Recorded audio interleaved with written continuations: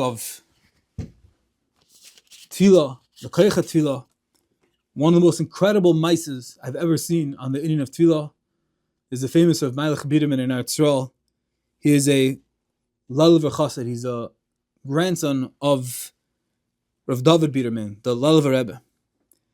And the Lulav was mamish unique. He was special. He was Kaddish. He was known not just to be a Kaddish, but he was known to be a Kaddish Mirechem. He was pure from the time he was born. He was a tremendous tzaddik. He was a tremendous Eved Hashem.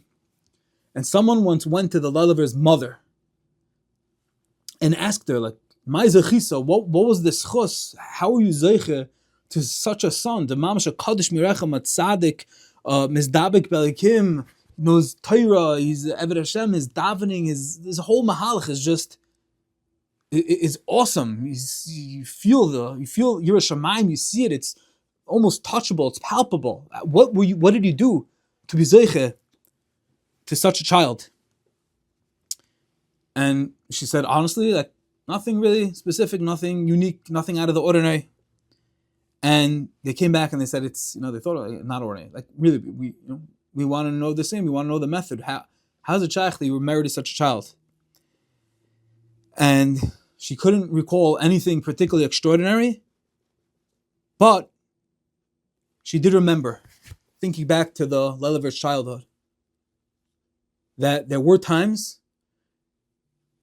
that her husband would literally lock himself up in his little office in his house, and he would say, but not just say, and not just daven, and not just scream, the words of V'yizku lirois banim uvnei banim oiskim b'Torah uv'mitzvos.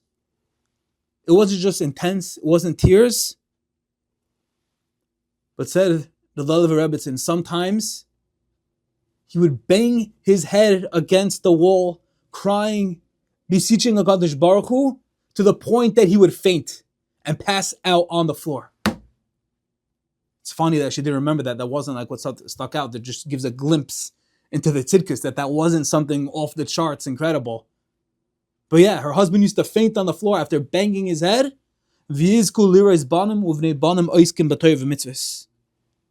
the power, that's the koyach tefillah. And she said perhaps that was some type of schus that we zeiche to the child, to our child, Reb David Lulav, Reb David Biderman. She said she couldn't say for sure, but if you want to know maybe a schus, maybe something, this is something. It wasn't extraordinary, but this is something we did. But the koyach tefillah, it's not just a shachas ben chamar, which we have to do, but really tapping in kavana, to think that someone smashed their head against the wall screaming and would faint, is incomprehensible, is unfathomable, but there were people that did it, and that's how they were zeicha to this. Never underestimate, never undervalue the koyach tefillah, its power in moments of truth, of determination, that I know it's only the Eibusher that can answer. Hashem, give me anything.